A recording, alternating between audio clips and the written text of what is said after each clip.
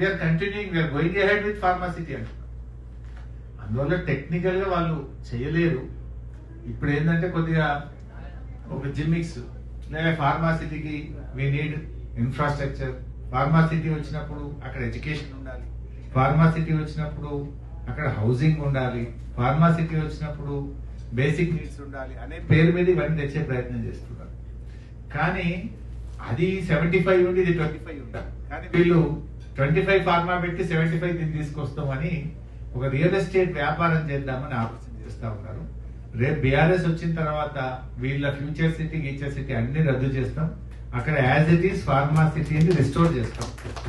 అంటే మేము ఆశించింది ఏంటంటే కొన్ని వేల కోట్ల లక్షల కోట్ల ఫార్మా ప్రోడక్ట్స్ అక్కడి నుంచి ఉత్పత్తి జరుగుతాయి, మన స్టేట్ రెవెన్యూస్ పెరుగుతాయి, స్టేట్ ఎకానమీ పెరుగుతుంది, అండ్ లక్షల మంది పిల్లలకు అక్కడ ఉద్యోగాలు వస్తాయి. అన్ఎంప్లాయ్మెంట్ ఇష్యూని కూడా మనం సార్ట్అవుట్ చేసుకోవచ్చు.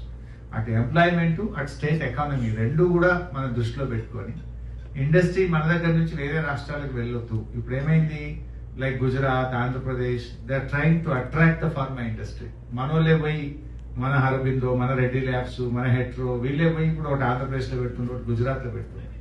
వీళ్ళు అక్కడికి వెళ్ళొద్దు, మన దగ్గరనే పెట్టాలి. మనం వాళ్ళకు ఫ్రెండ్లీ గవర్నమెంట్ గా వాళ్ళకి సపోర్ట్ చేద్దాము. ఏ ఫార్మా ఇండస్ట్రీ కూడా మన స్టేట్ నుంచి పోవద్దు, ఎక్స్పాన్షన్ కూడా మన దగ్గర రావాలని ఒక విజన్ తో మనం చేసినాము.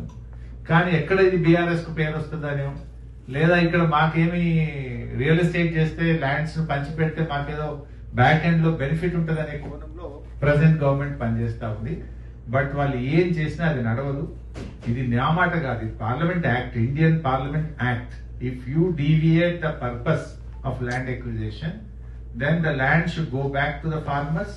అందువల్ల అది జరగదు.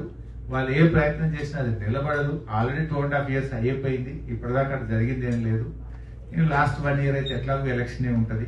సో డెఫినెట్ గా అక్కడ మళ్ళీ ఫార్మా సిటీని పునరుద్ధరిస్తాం.